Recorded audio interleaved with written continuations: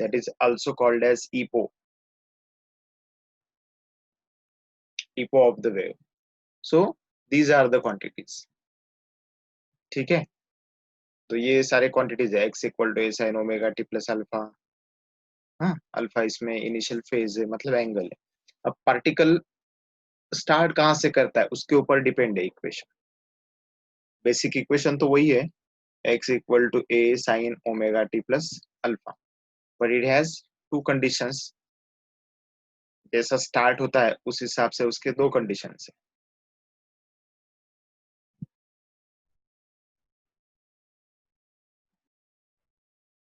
So what are these two conditions? अगर particle समझो mean से स्टार्ट करता है तो हम इसको लिख सकते हैं particle starting from mean.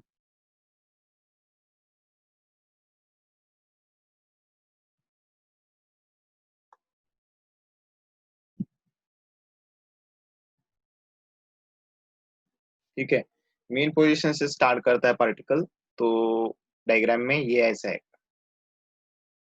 So either it will go right और लेफ्ट, तो ये इस तरह से शुरू करेगा। ऐसे कंडीशन में इक्वेशन क्या आएगा? x equal to a sine omega t plus alpha. लेकिन यहाँ पे अल्फा कितना है? 0, तो इसलिए इक्वेशन क्या आएगा? x equal to a sine omega t. ठीक है, तो जब पार्टिकल मीन से स्टार्ट करता है, मीन पोजीशन से स्टार्ट करता है, तब उसका इक्वेशन क्या आता है? तब इक्वेशन आता है x equal to a sine omega t, right. तो फुल इक्वेशन क्या है? x equal to a sine omega t plus alpha. इसमें अल्फा क्या होता है? एंगल, इनिशियल फेज या एंगल। तो पार्टिकल अगर मीन से स्टार्ट करता है, यानी सेंटर से शुरू करता है, तब उसका सेंटर वाला एंगल कितना होता है? Alpha equal to 0। ये पुट करो तो क्या आएगा? A sine omega t. Okay, so this is the displacement of particle. अब उसका वेलोसिटी फाइंड आउट करेंगे। वेलोसिटी मतलब dx बाई dt है ना, डिस्प्लेसमेंट अपॉन टाइम। तो इसका डेरिवेटिव लेना पड़ेगा, राइट। तो डेरिवेटिव ऑफ किसका? x की value a sine omega t है, और यहाँ पे dt with respect to time. अब डेरिवेटिव के रूल्स क्या है? Many times we have seen earlier, but still then remember, a is the constant which is to be taken out. Then sin omega T, while solving sin omega T, ये जब solve करते हैं अपन, इसमें जो quantity है उसका derivative निकालते हैं। अब इसका डेरिवेटिव अगर निकालेंगे इस क्वांटिटी का, तो इसमें से ओमेगा बाहर आएगा, क्योंकि ओमेगा कांस्टेंट है, इसका डेरिवेटिव निकलता नहीं, तो कांस्टेंट बाहर आता है, और dt बाई dt 1 आ जाता है। तो क्या आएगा फिर? So that is omega. यानी याद रखो, a पहले बाहर आता है, फिर d derivative of omega T निकालना पड़ता है, फिर उसके बाद ये साइन ओमेगा टी जो है उसका डेरिवेटिव निकालना पड़ता है। ठीक है, तो इस तरह से साइन ओमेगा टी का डेरिवेटिव होता है cos omega T.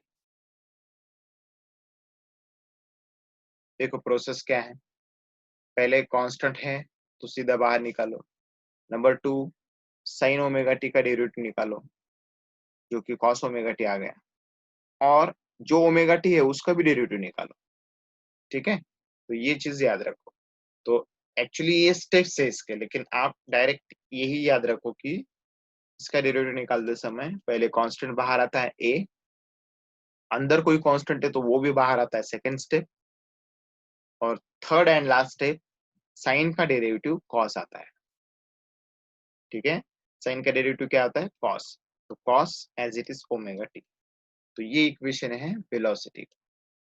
Velocity of which SHM, simple harmonic motion which is starting from x mean position. उसके बाद है एक्सेलरेशन। अब एक्सेलरेशन क्या होता है? Acceleration a equal to dv by dt। तो d बाई dt लिखो यहाँ पे, और ये वेलोसिटी कितनी है? a omega cos omega T. What rule I told you? पहले कांस्टेंट्स जो है बाहर के, ट्रिग्नोमेट्रिक रेशियो कॉस है यहाँ पे, उसके बाहर जो भी कॉन्स्टेंट्स है वो बाहर ले लो पहले, ए ओमेगा बाहर आएगा। अब ओमेगा टी का अंदर का जो कांस्टेंट है वो भी एक बार बाहर आता है, वो ओमेगा यहाँ पे आएगा। कॉस ओमेगा टी का derivative sign minus sign omega t, तो डेरिवेटिव निकालते समय ओमेगा बाहर आया मतलब वो उसका डेरिवेटिव निकाला फर्स्ट टाइम, और बाद में उसी ओमेगा टी को कॉस के साथ लेके डेरिवेटिव निकाला। तो बोलो कॉस ओमेगा टी है तो उसमें से ओमेगा बाहर आया ये, और फिर से कॉस ओमेगा टी का डेरिवेटिव निकालना पड़ता है, तो साइन ओमेगा टी माइनस में आता है, तो इसलिए क्या आएगा फिर minus a omega square sine omega t. So this is the acceleration.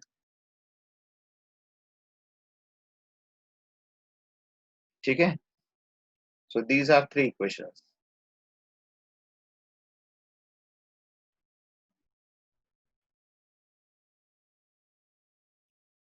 Okay, then particle starting from extreme का देखेंगे अभी। No particle starting from extreme.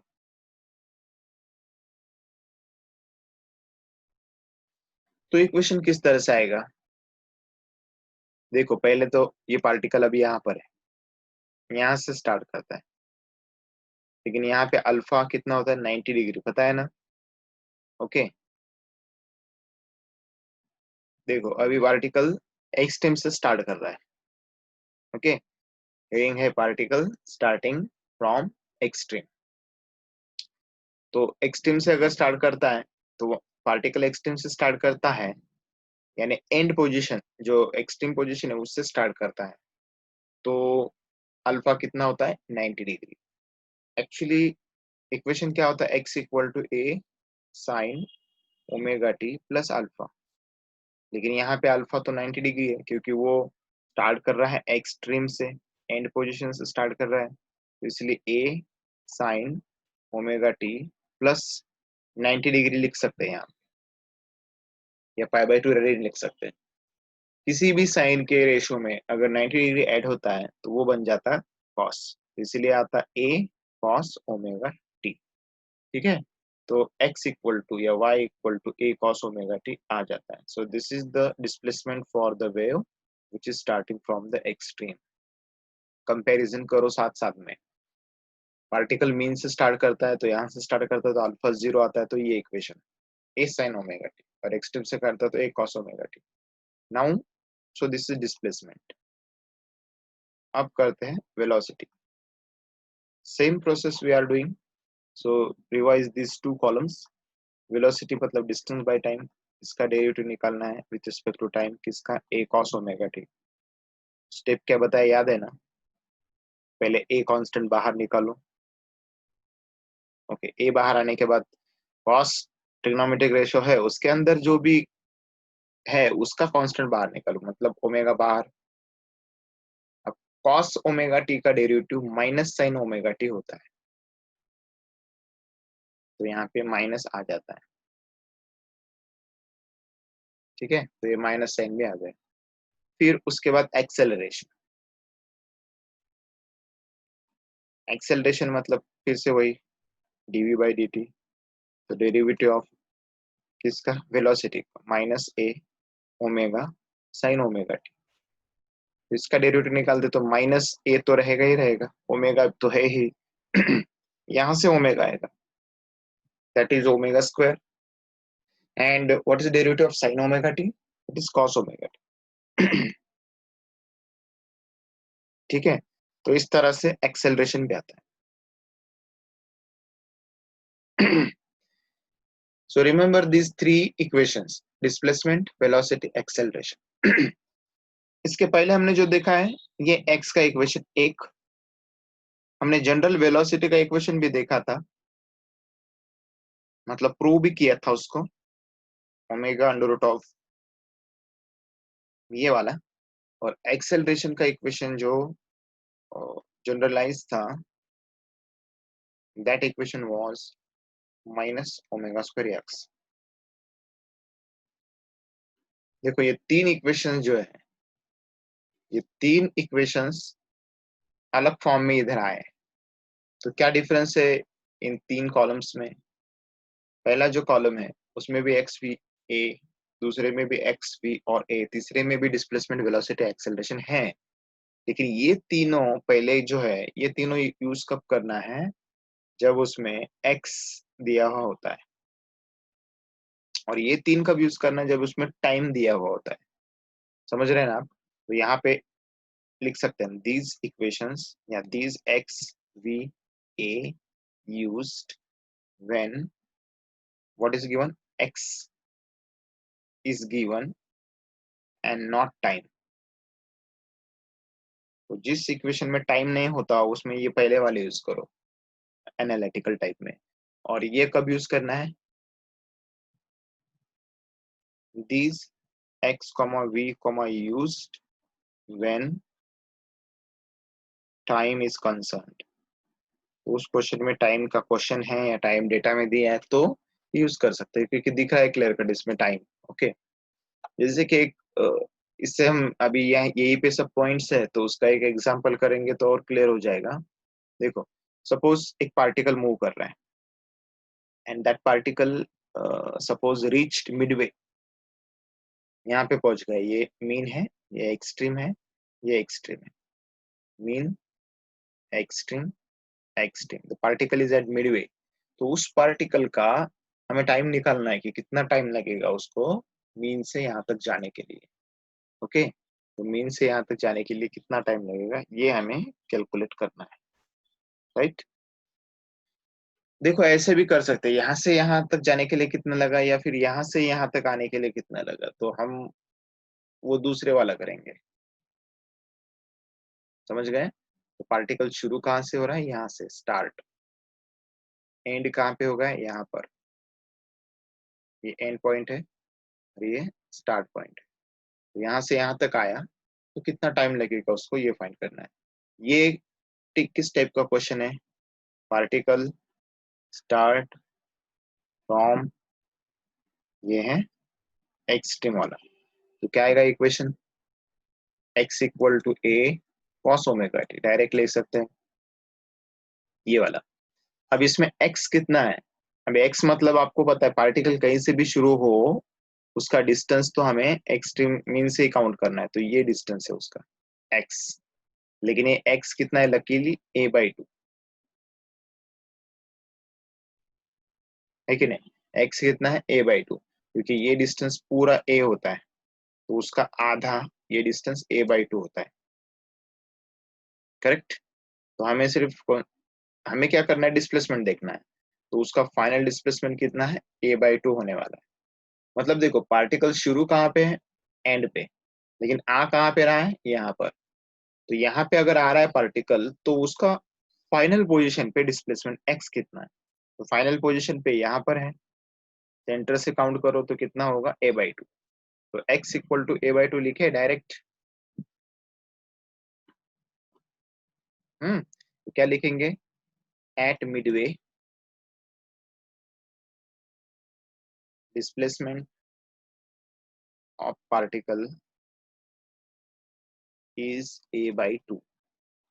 ठीक है, तो मिडवे पे पहुंचने के बाद आपको स्टार्ट और एंड दिख रहा है ना? ये स्टार्ट और ये एंड। यहाँ से स्टार्ट कर रहा है और यहाँ से एंड हो रहा है। हाँ, तो डिस्प्लेसमेंट कितना है? a/2।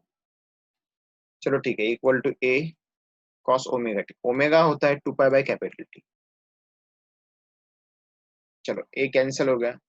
किस कॉस का आंसर हाफ आता है? तो ये कौन सा कॉस है जिसका आंसर 1/2 आता है? वो पता होना चाहिए हमें, ठीक है। तो आपको पता है कॉस 60 1/2 होता है। हम्म, सो इक्वल टू कॉस 60, है ना? ये 1/2 आ रहा है। 1/2 आ रहा है मतलब किस कॉस का आंसर 1/2 होता है? कॉस 60 का 1/2 होता है। तो इसको कंपेयर करेंगे कॉस कॉस को, तो कितना आ रहा है देखो अभी? 2 पाई t/t इक्वल टू 60 डिग्री। लेकिन डिग्री नहीं चलता, उसको पाई में करना है। तो कितना आएगा फिर? पाई मतलब 180 होता है, 180/3 यानी पाई/3 आएगा ना। रेडियन। तो ये भी रेडियन में है, ये भी रेडियन में, दोनों रेडियन में ही चाहिए। अब इसमें से ये पाई पाई कट हो गया तो कितना आएगा, 2t/t इक्वल टू 1/3। तो t कितना आएगा, कैपिटल T/6। ये t ऊपर, दो नीचे। सो इतना टाइम लगेगा उसको, तो क्या लिखेंगे हम इसका result. So particle takes T/6 time to travel from, शुरू कहां से किया देखो, एक्सट्रीम, टू कहां पे पहुंचा, मिडवे। तो एक्सट्रीम से शुरू हुआ और मिडवे पे पहुंच गया, और उसने टाइम कितना लिया, T/6। इसी तरीके से ये टाइम अगर, चलो ये हो गया फर्स्ट कंडीशन। अब इसी तरीके से अगर हम ये दूसरा वाला फाइंड आउट करेंगे, मतलब कौन सा, देखो अभी ये पाथ है और ये मीन है और पार्टिकल यहाँ पर है, तो यहाँ से यहाँ तक पहुंचना है उसको, समझ गए।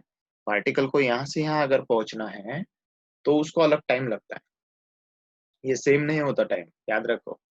मतलब इसके पहले अभी जो लिया रेड में लिखा है एक्सट्रीम से मिडवे, जिसको टाइम जितना लगता है उतना ही मिडवे से मीन तक नहीं लगता, क्योंकि स्पीड अलग अलग होती है ना।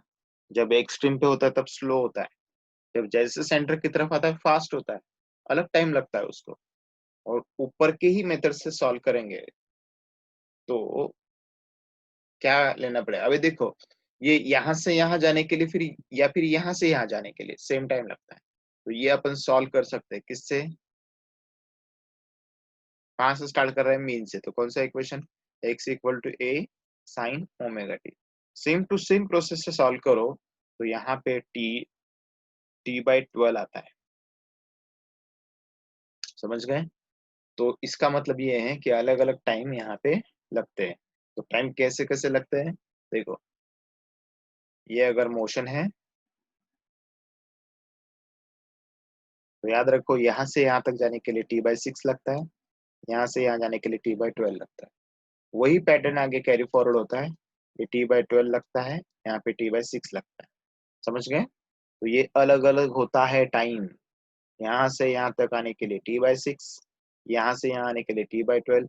तो स्लो कौन है, ये देखो ये ज्यादा टाइम लग रहा है, मोर टाइम, मतलब यहाँ पे स्लो है। और T/12 छोटा टाइम है, बड़ा नंबर है ना डिनोमिनेटर में, तो आंसर छोटा आता है, मतलब ये फास्ट भाग रहा है। तो ये तो आपको पता ही है, पेंडुलम की तरह, पेंडुलम की तरह मतलब एक्सट्रीम में जब होता है पेंडुलम तब स्लो होता है, लेकिन मीन पे आते आते फास्ट हो जाता है, फिर एक्सट्रीम पे स्लो हो जाता है, राइट।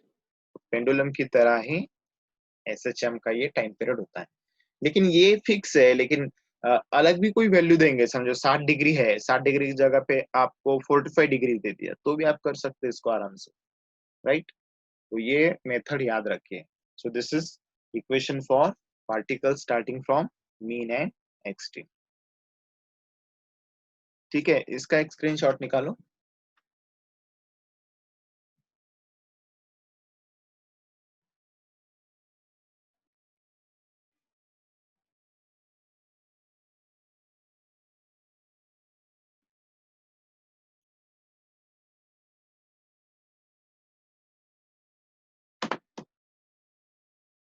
चलो पेज टर्न करते हैं अभी। अब देखो, चलो ये तो इक्वेशन हो गया एक्स वी और ए। अभी सपोज हमको दो वेव्स मिक्स करना है, इसी टाइप के दो वेव्स है और उन दोनों को मिक्स करना है, या दो पेंडुलम का मोशन एक साथ हो रहा है, ऐसे कंडीशन में हम एक पॉइंट लेंगे अभी, कंपोजिशन ऑफ टू SHM।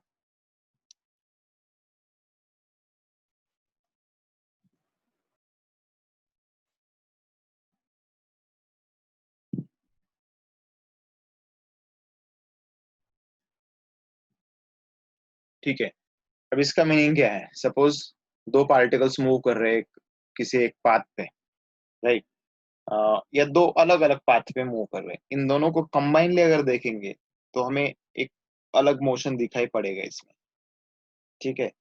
तो जैसे कि ये सपोज ये पार्टिकल मूव कर रहा है इस पाथ पे, दूसरा पार्टिकल मूव कर रहा है इस पाथ पे, है ना, ये अलग अलग है अभी, दोनों एक्सट्रीम से स्टार्ट कर रहे हैं या फिर एक एक्सट्रीम से एक मीन से कर रहा है, ऐसा कुछ भी। तो इसका A1 है, इसका एम्पलीट्यूड A2 है, समझ गए। तो इक्वेशन अलग अलग आता है। अब पार्टिकल पहला स्टार्ट हुआ था, पहले कंडीशन में ये किधर अलग से अलग पोजीशन से स्टार्ट हुआ, तो इसका पोजीशन अल्फा 1 है, इपो, और इसका इपो कितना है अल्फा 2, जो कि 90 डिग्री पता चल रहा है क्योंकि एक्सट्रीम पे है ना। तो इस तरह से मतलब पार्टिकल दो अलग अलग पाथ्स पे ट्रेवल कर रहा है और उसका अल्फा अलग अलग है, मतलब इनिशियल स्टार्टिंग पॉइंट अलग अलग है एंड उसका एम्पलीट्यूड भी अलग अलग है ना। ऐसे दो इक्वेशन है। तो ये दो इक्वेशन एक साथ अगर करते हैं तो क्या आएगा, देखो। So when two SHM are added, उनको ऐड करेंगे तो रिजल्टेंट डिस्प्लेसमेंट उनका जो भी आएगा is equal to the sum of, okay, total displacements या सम ऑफ टू डिस्प्लेसमेंट्स, ये दोनों डिस्प्लेसमेंट को ऐड कर दो बस। x इक्वल टू क्या आएगा x1 प्लस x2। उससे पहले इक्वेशन लिखना पड़ेगा। इक्वेशन क्या है, x का इक्वेशन क्या है A1 sign omega t plus alpha 1। x2 का इक्वेशन क्या है A2 sign omega t plus alpha 2। Okay, अब ये जो दोनों वेव्स है, इन दोनों वेव्स का ओमेगा सेम है। ओमेगा सेम है मतलब ये अगर 10 रिवोल्यूशंस पर सेकंड करता है तो ये भी 10 ही करता है, तो ओमेगा सेम है दोनों का। फिर टाइम भी सेम दिया हमने दोनों को, मतलब सेम टाइम में हम इसको कर रहे, चेक कर रहे कि क्या डिफरेंस है, ये क्या सिमिलरिटीज है। लेकिन अल्फा अलग अलग है, स्टार्टिंग पॉइंट अलग है और ए भी अलग अलग है। तो ऐसा अगर इसको मिक्स करते हैं हम इसको, तो इक्वेशन किस तरह से हो सकता है A1 साइन। अब ये साइन C+D जब होता है ना, तब इक्वेशन क्या आता है, साइन C+D अगर करेंगे तो ऐसा आएगा, sine C+D equal to 2 sine C+D/2 into cos C-D/2। Okay, अब देखो इसमें मैं पहले आपको ये इक्वेशन बता दूं अलग से, क्योंकि दो इक्वेशन है उस तरह से, तो वो इक्वेशन बेसिक के लिए आप याद रखो। अगर ऐसा है sine C plus sine D तो 2 आता है एक्चुअली। तो ये याद रखने में भी इजी है, साइन के दो टर्म्स है तो 2 sine C+D/2 into cos C-D/2। Earlier we have used somewhere, wave में या स्टेशनरी में कभी तो भी यूज किया है इक्वेशन। अब जो इक्वेशन है वो अलग है थोड़ा, साइन C+D है, ऐसा है। ऐसा अगर होता है ना तो sine C cos D plus cos C sine D, इस तरह से आता है इक्वेशन, ठीक है। तो कौन सा है सेकंड वाला इक्वेशन, क्या आएगा equation, sine C into cos D plus cos C, पहला इक्वेशन, इंटू साइन D। अब A2, सॉरी A2 इंटू क्या आएगा, A2 इंटू साइन फिर से C+D, तो क्या आएगा sine C into cos D plus cos C into sine D।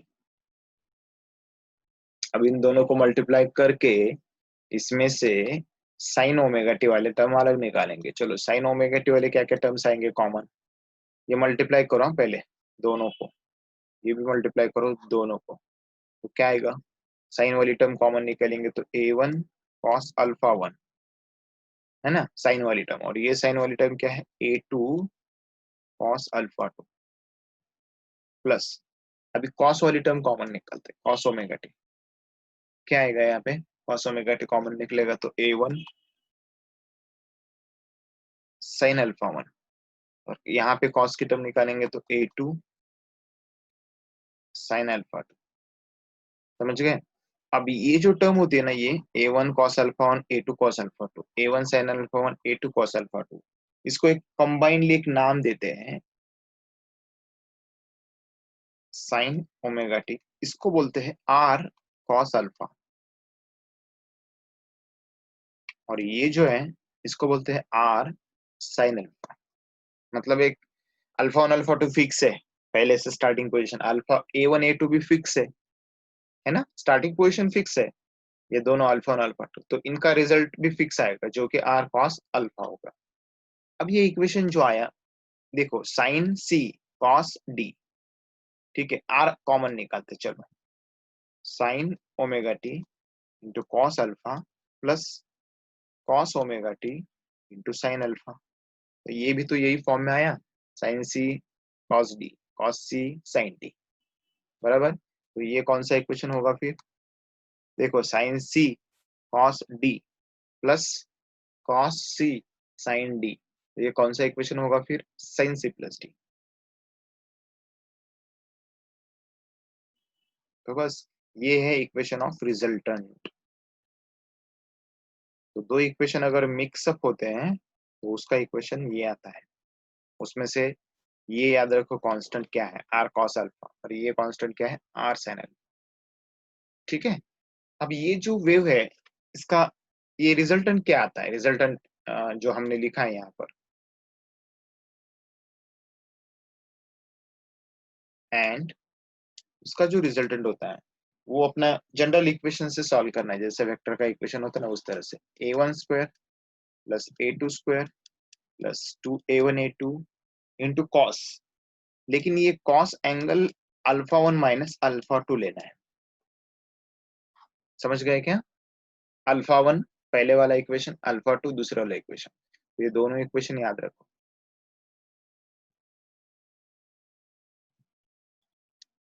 और ये इक्वेशन क्या है दूसरे का, ए ए A2, ये A1 sign omega t plus क्या है अल्फा 2, तो ये दो इक्वेशंस के हिसाब से ये आर आया है।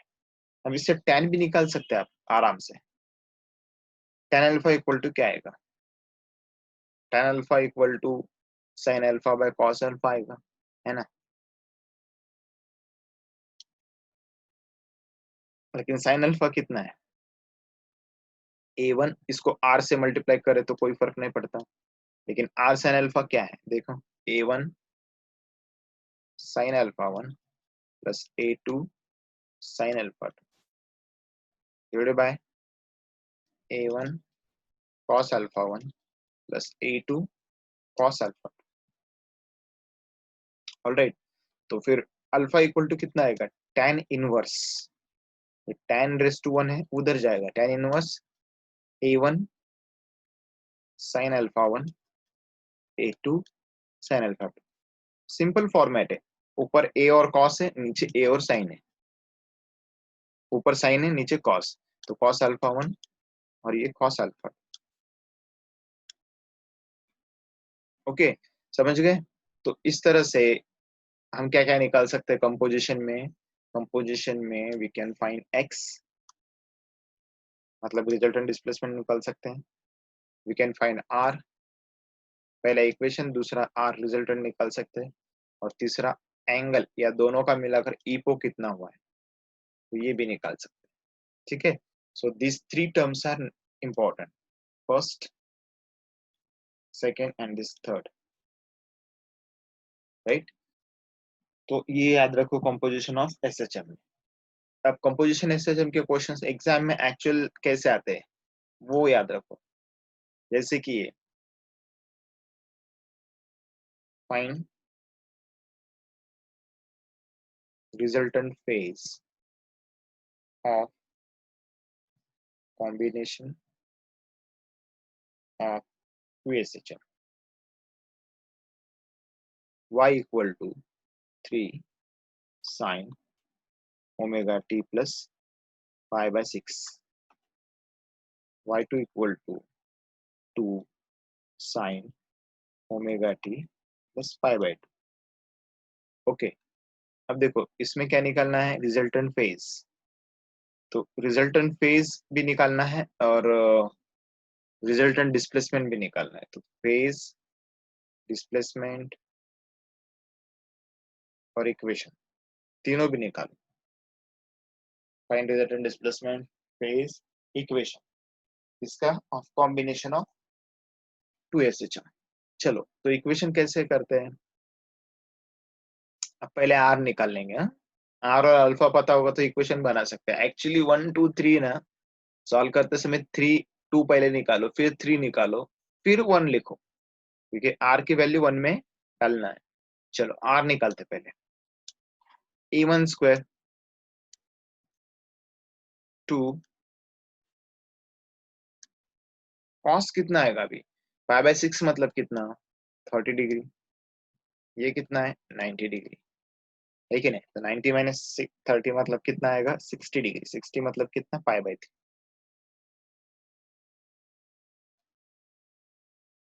9 + 4, 2 3 = 6, 2 = 12, cos 60 कितना होता है, हाफ। 13 + 6 √19। ठीक है, तो एक आ गया अभी √19।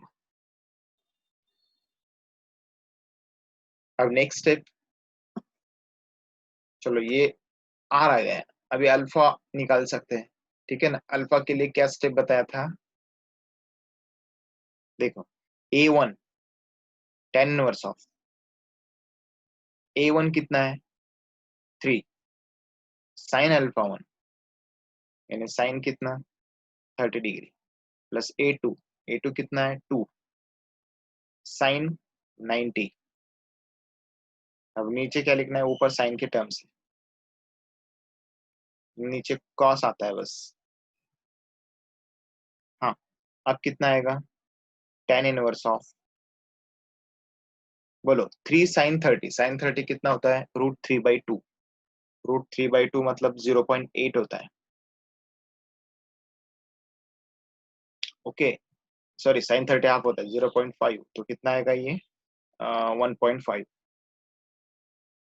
प्लस ये कितना आता है, साइन 90 कितना आता है, आपको पता है साइन 0 0 साइन 91 होता है, तो 2, फिर 3 इंटू कॉस 30। हाँ, कॉस 30 कितना आता है, 0.8। तो 3 से मल्टीप्लाई करो, 3 5 = 15, 3 8 = 24, तो 2.55 आ रहा है नीचे, प्लस ये कितना आएगा, कॉस 90 0। तो बस कितना आ रहा है, tan इनवर्स ऑफ, नीचे ऊपर आ रहा है 3.5 और नीचे आ रहा है 2.5। सो tan इनवर्स ऑफ कितना आएगा, 1 पॉइंट, सॉल्व अगर करेंगे ऊपर 35 है नीचे 25 है, 25 1 से 25, 10 बचेंगे, 1.4। तो अल्फा इक्वल टू, तो किस tan का आंसर 1.4 होता है, तो ये अगर लॉग में देखेंगे अपन, लॉग टेबल में, ठीक है। तो tan इनवर्स ऑफ, देखो tan के वैल्यूज याद रखो, tan 0 15 30 45 60 75 90, ये वैल्यूज याद रखो। तो tan 0 की वैल्यू 0, 15 की 0.25, tan 30 की 0.56 होती है, लेकिन 0.5 याद रखिए, tan 45 1, ये 1.7, ये 3.7 और ये इन्फिनिटी। ठीक है, अब इससे अंदाजा लगा सकते हैं अपन कि ये दोनों के बीच में वैल्यू है, 1 भी नहीं 1.7 भी नहीं, ये कितना है, 1.4 आ रही है, ये आंसर है, मतलब tan थीटा। समझ गए ना, ये क्या है, थीटा, मतलब थीटा अगर 0 है तो tan थीटा 0, थीटा अगर 15 डिग्री है तो tan 15 डिग्री इतना आता है। तो इस तरह से है, तो आंसर कितना आ रहा है अपना, 1.4। तो 1.4 किसका आंसर है इन दोनों के बीच में, मतलब 55 डिग्री लेंगे तो चलेगा, सो 55 डिग्री ये आ गया। अब इक्वेशन लिखते हैं। इक्वेशन कैसे आएगा? y equal to a sine r sine omega t plus alpha. तो r कितना आया था? देखो ये r आया था √90।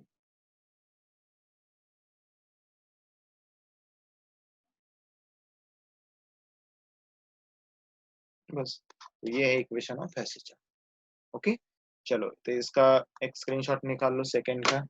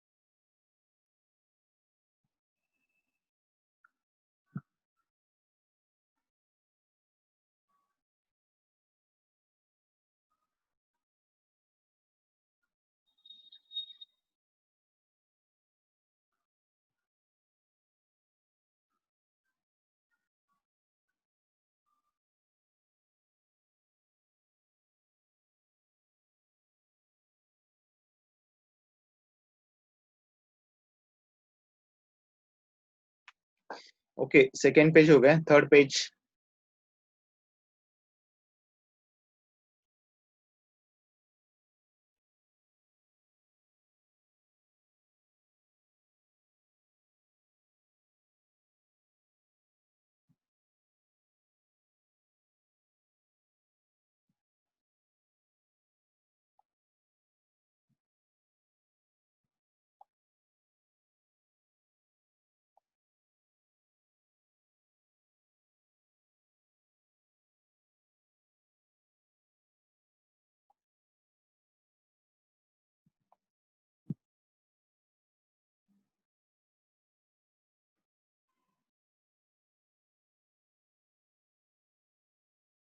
ठीक है, बाकी कर लेते हैं फिर।